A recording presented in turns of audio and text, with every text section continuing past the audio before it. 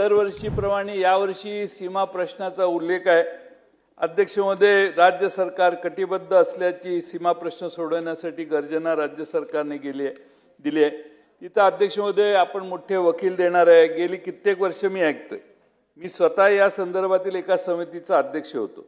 अध्यक्ष महोदय, हा वाद कितीपर्यंत चालणार आहे? दरवर्षी अभिभाषणाच्या शेवटी कुठेतरी उल्लेख करायचा आणि विषय सोडून द्यायचा। अध्यक्ष महोदय, सर्वोच्च न्यायालयात सुनावणी प्रलंबित आहे। सन्माननीय मुख्यमंत्री महोदय हे स्वतः वकील आहेत।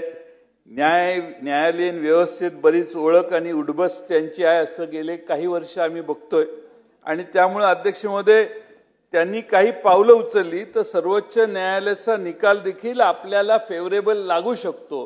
आणि म्हणून माननीय मुख्यमंत्री महोदयांनी त्यांचे गुड ऑफिसेस, गुड कॉन्टॅक्ट्स याचा वापर करून ही केस पटलावर आणावी आणि त्याचं हिअरिंग पूर्ण करून महाराष्ट्रातली जे सीमा बांधव आहेत त्यांना न्याय देण्यासाठी इतर अनेक कामं आहेत। आता त्यांचं लीगल स्ट्रॅटेजी मेकिंग आणि ॲक्युमेन एवढं चांगलं आहे की दोन पक्ष फुटले आमचे, त्यावेळी काय केलं, काय झालं आणि कसं झालं आणि त्याचं काय कायद्याचा केस कसा काढायचा हे माननीय मुख्यमंत्र्यांना चांगलं माहिती आहे।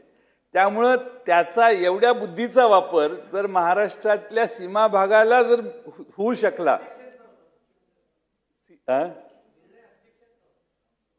हा ते काय, जसं मी मगाशी सांगितलं की 3 इडियट्स मधलं वाक्य की सरकारची भाषा राज्यपाल बोलतात, तसं सरकारच्या डोळ्याकडे बघूनच वरनं हालचाल होत असेल असा माझा अंदाज आहे। माझा आक्षेप नाही, नाही तर तुम्ही उभं राहाल लगेच।